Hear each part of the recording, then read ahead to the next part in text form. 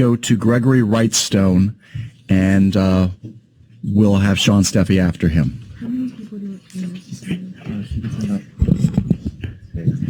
Good afternoon and welcome. If you can identify yourself again for the...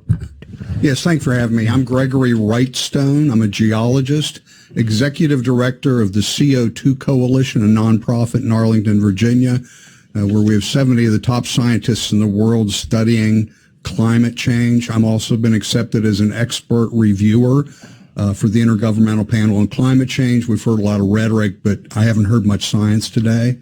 In my short time, though, each of you should have received an extensive paper, 30-plus pages, that we developed with some of our top scientists, well-respected, and it's in 3 parts. I was the lead author of that. The first part, I looked at the justifications. Why do we need RGGI? And they stipulated, really, there were 7 justifications. I looked at each one of those. I looked at the science, the facts, and the data, and the history to show that each one of those was factually incorrect. The justifications of, for example, it doesn't take a scientist to know if you're justifying RGGI saying precipitation's increasing and drought is increasing. You don't have to be a rocket scientist to know those two don't work together.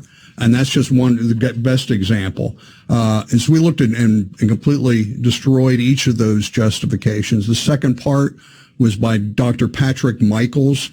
He was former president of the State Association of State Climatologists, who looked at the models that RGGI used to predict. He conclusively showed that the models used by RGGI are over-predicting warming by a lot.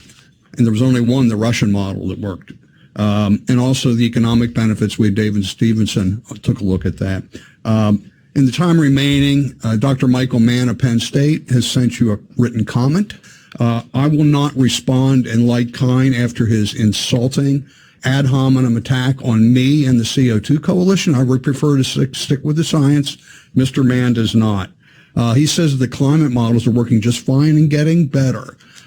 Again, Dr. Patrick Michaels in our report documents that's just false.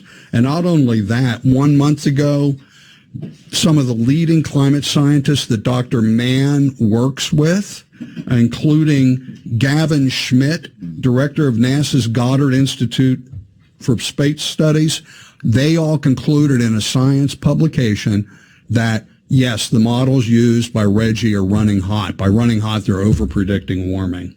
In addition, again, Dr. Michael Mann works with the Hadley Climate Research Unit in London.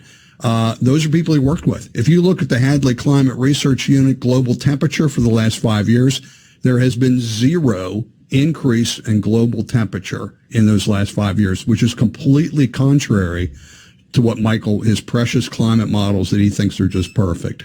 And with that, thank you very much. Thank you. If you can wait, I wanted to see if anybody has any questions.